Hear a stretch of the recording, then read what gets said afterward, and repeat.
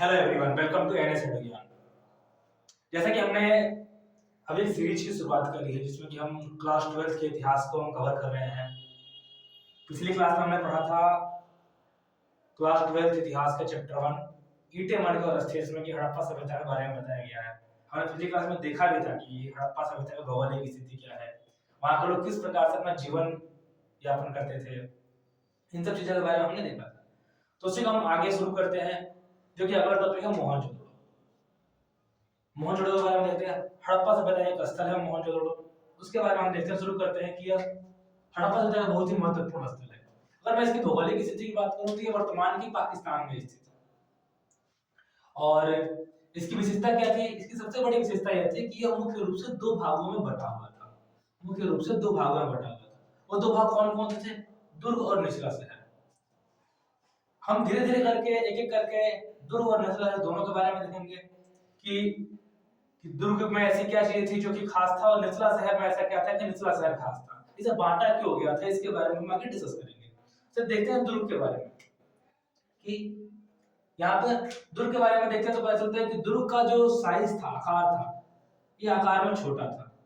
इसे ऊंचाई पर बनाया गया था, और हालांकि आकार में छोटा था और ऊंचाई पर बनाया गया था, इससे अंदाजा लगाया जा सकता है कि यहाँ पर सामान्य लोग नहीं रहते थे। और यहाँ पर ऐसा माना जाता है कि यहाँ पर सामान्य लोग नहीं रहते, यहाँ पर अमीर वर्ग रहते थे, अभिजात वर्ग के लोग रहते थे, शासक वर्ग के लोग रहते थे, ऐसा माना जाता है। जब हम दुर्ग की बात करते हैं तो दुर्ग के चारों तरफ दीवारों से घेरा गया था। चारों तरफ इसकी दीवार थी और चारों तरफ दीवारों से घेरा गया था, और इसकी जो दीवारें थी वही दीवार इसको निचले शहर से अलग करती थी। जैसा कि अलग पॉइंट में बताया भी गया कि दीवार ही इसे निचले शहर से अलग करती थी। हम बात करते हैं निचले शहर के बारे में। जब बात करते हैं तो निचला शहर जो था वो आकार की दृष्टि से, साइज की दृष्टि से दुर्ग से बड़ा था, और दुर्ग से बड़ा था। इससे हम यह अंदाजा लगा सकते हैं कि इसमें सामान्य वर्ग के लोग रहते होंगे, सामान्य लोग रहते होंगे, जैसे कि किसान हो गए, पशुपालक हो गए, ऐसे अन्य भी अन्य समुदाय के लोग रहते होंगे, सामान्य लोग रहते होंगे। आकार में बड़ा था, जैसे कि मैंने बताया अभी कि आकार में बड़ा था, इसलिए वहां पर सामान्य लोग रहा करते होंगे। और दुर्ग आकार में छोटा था, तो वहां पर कुछ अमीर लोग, अभिजात वर्ग के लोग, शासक वर्ग के लोग रहते थे। हम देखते हैं ये सामान्य लोगों के लिए बनाया गया था। यहाँ की मुख्य विशेषताएं क्या थी? यहाँ की मुख्य विशेषताएं थी यहाँ की जल निकासी प्रणाली। जो जल निकास प्रणाली, हम हड़प्पा सभ्यता की बात करते हैं, हड़प्पा सभ्यता में मोहनजोदड़ो स्थल में जो जल निकासी प्रणाली थी वो काफी ही सुदृढ़ थी, काफी ही एक तरीके से देखा जाए तो वेल स्ट्रक्चर्ड थी। आप एक बार इसका स्क्रीनशॉट ले लीजिए, फिर हम देखते हैं दुर्ग की प्रमुख विशेषताएं क्या थी और निचले शहर की प्रमुख विशेषताएं क्या थी, यहाँ की जल निकासी प्रणाली क्या था, यहाँ का शहर का ढांचा क्या था, शहर का स्वरूप क्या था। इसके बारे में आगे डिस्कस करेंगे, जब तक आप इसका एक बार स्क्रीनशॉट ले लीजिए।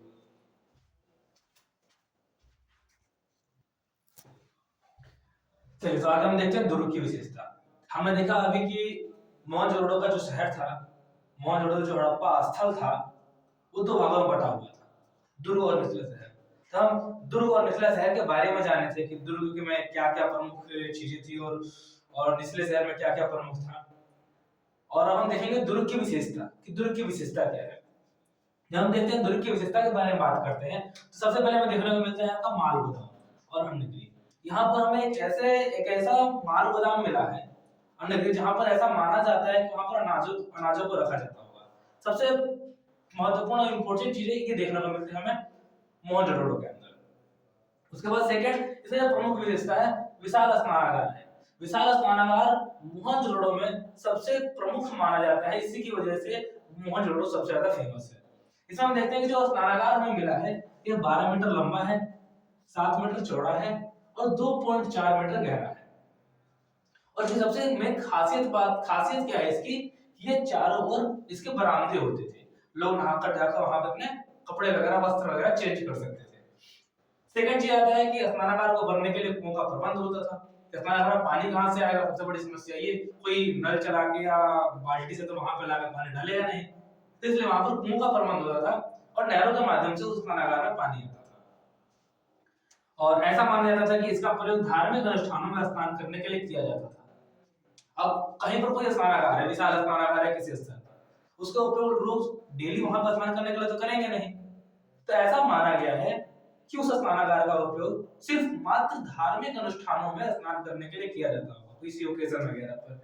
फिर आगे बात करते हैं, जलाशयों में जाने के लिए उत्तर और दक्षिण की तरफ सीढ़ी बनी हुई है। अब वो लगभग 2.4 मीटर गहरा था, 2.5 मीटर लगभग गहरा था। अब उस डायरेक्ट कोई इसमें कूद तो जाएगा नहीं, तो उसमें उतरने के लिए उत्तर की तरफ से और दक्षिण की तरफ से, दोनों तरफ से वो स्टेयर्स बनी होती थी, सीढ़ियां बनी होती थी, जिसके माध्यम से लोग उस स्नानागार में जाते थे और वहां पर स्नान करते थे। और इन सभी जलाशयों को मुख्य नालियों से जोड़ा जाता था। मुख्य नालियों से जोड़ दिया गया। हम नालियों की जब बात करते हैं तो हम आगे देखने को मिलेगा, निचले शहर में हम बात करेंगे नालियों के बारे में, कि जो नालियां होती थी वो हर घरों की कम से कम एक दीवार से जुड़ी हुई होती थी। इसीलिए वहां की जल प्रणाली काफी उन्नत अवस्था में माना जाता है। तो ये था हमारा दुर्ग की विशेषता। आप चाहे तो इसके ऊपर स्क्रीनशॉट ले सकते हैं। फिर हम आगे शुरू करते हैं, निचले शहर की विशेषता के बारे में बात करेंगे।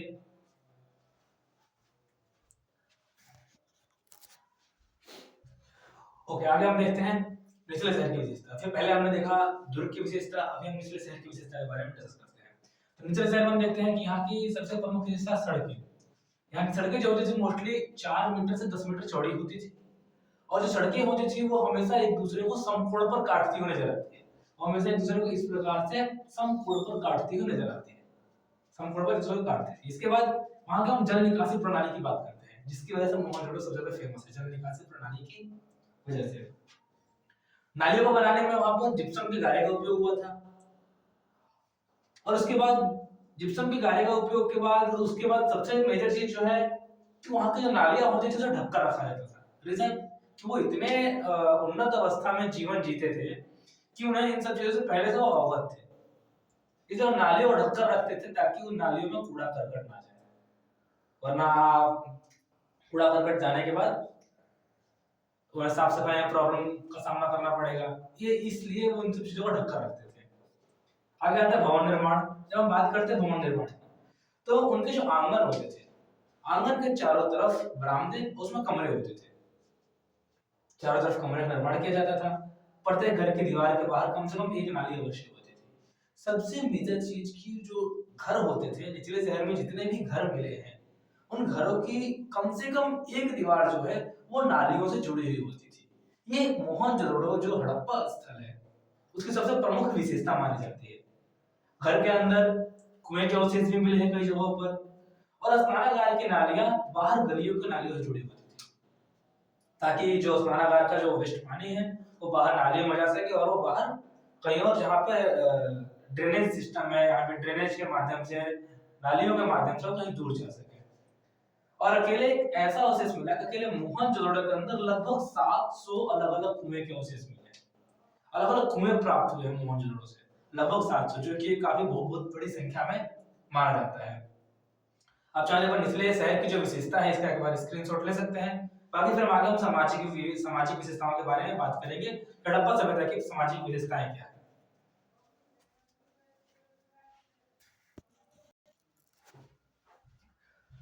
ओके, तो आगे हम देखते हैं हड़प्पा सभ्यता की सामाजिक विविधता के बारे में, कि हड़प्पा सभ्यता की सामाजिक स्थिति क्या थी, सामाजिक परिस्थिति क्या थी, इसके बारे में हम देखेंगे।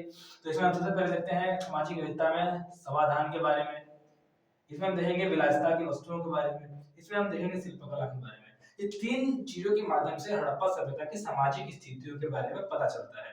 कौन कौन सी तीन बातें मैंने बताई? पहला समाधान, दूसरा विलासिता की वस्तुएं, तीसरा शिल्पकला। इन तीन चीजों में, इन तीन पॉइंट्स के माध्यम से। पहला जब हम समाधान के बारे में बात करते हैं तो समाधान में हमें कब्र के बारे में हम बात करेंगे। हमें कब्र में कुछ ऐसे कब्र मिले हैं जिन कब्रों में हमें आभूषण और बर्तन भी मिले हैं। इनसे वहां का हम सामाजिक स्थिति का पता लगा सकते हैं। किसी कब्रों में हम जब हमें ज्यादा कीमती आभूषण देखने को मिला है, किसी कब्र में सामान्य आभूषण देखने को मिला है, इससे हम लोगों की सामाजिक स्थिति का पता लगाते हैं कि कौन से लोग कितने अमीर थे, कितने गरीब थे। और खैर इसके अलावा ये भी माना जाता है कि हड़प्पा सभ्यता में लोग पुनर्जन्म में विश्वास करते थे। इसीलिए वो कि कोई व्यक्ति की जब डेथ होती थी, मृत्यु होती थी, तो उनके साथ उनके दैनिक उपयोग वाली वस्तुएं भी उन्हें दफना दिया जाता था। इसके अलावा हम जब देखते हैं कब्रों में तांबे के दर्पण, मन के आभूषण मिले हैं। मैं दैनिक उपयोग वाली वस्तु की बात की कि तांबे के दर्पण, तांबे का दर्पण एक सामान्य सी वहां उस समय की दैनिक उपयोग वाली वस्तुएं थी। कई सारे बर्तन भी मिले हैं वहां पे कब्रों में। रीजन मैंने बताया अभी कि उनका हड़प्पा सभ्यता के लोगों का मानना था कि वो पुनर्जन्म लोगों का होता है, यानी कि वे लोग पुनर्जन्म में विश्वास करते थे और पुनर्जन्म में विश्वास करते थे, इसीलिए वो दैनिक उपयोग की वस्तुएं भी कब्रों में दफना देते थे। इसके बाद जब हम बात करते हैं विलासिता की वस्तुएं, पहले विलासिता की वस्तुओं की बात करेंगे, उससे पहले तुम लोगों को समझना होगा कि विलासिता का मतलब क्या होता है। विलासिता का मतलब होता है कीमती वस्तुएं। अब कीमती वस्तुएं हर जगह तो मिलेंगी नहीं, कुछ खास घरों में मिलेंगी, कुछ अमीर घरानों में मिलेंगी। तो वस्तुएं प्राय दो प्रकार की होती है, एक होती है नॉर्मल रोजमर्रा के उपयोग वाली वस्तुएं, दूसरी होती है विलासिता की वस्तुएं। अब रोजमर्रा के उपयोग वाली वस्तुएं कौन सी थी?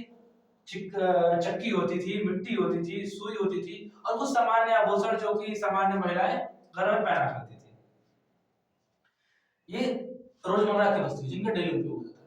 विलासिता की वस्तुएं वो कीमती वस्तुएं होती हैं और उन वस्तुओं का डेली उपयोग नहीं होता है। जैसे कि फ्यांस के पात्र। फ्यांस एक धातु है जो काफी कीमती धातु माना जाता था हड़प्पा सभ्यता के अंदर। दूसरा, कीमती आभूषण। कई सारे ऐसे आभूषण होते हैं जो काफी कीमती होते हैं, महंगे होते हैं। इन आभूषणों को और फ्यांस के पात्रों को उसमें विलासिता की वस्तुएं माना जाता था हड़प्पा सभ्यता के अंदर।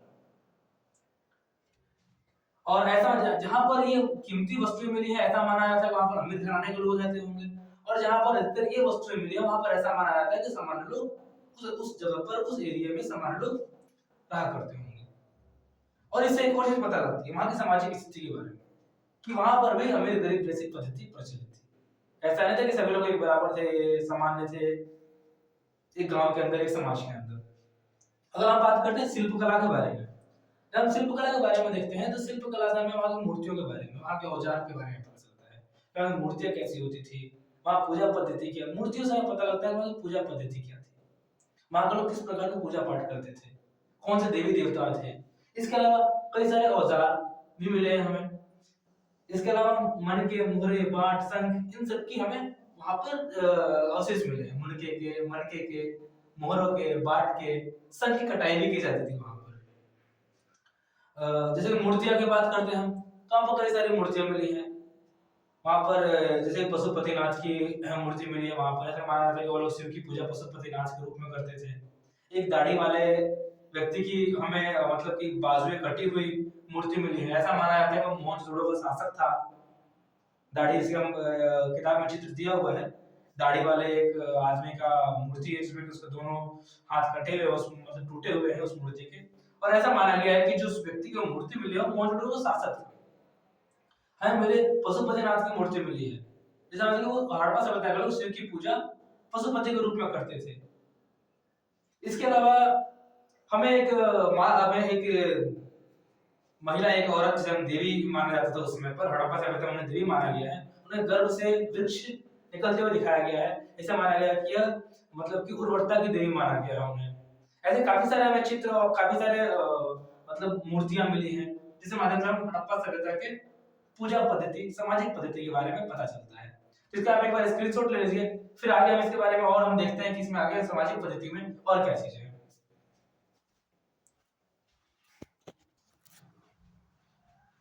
अभी तक हमने हड़प्पा सभ्यता की सामाजिक स्थिति के बारे में देखा था। अभी इसके बाद जो टॉपिक रहते हैं वो मोहरे, मणके और बाट के बारे में है।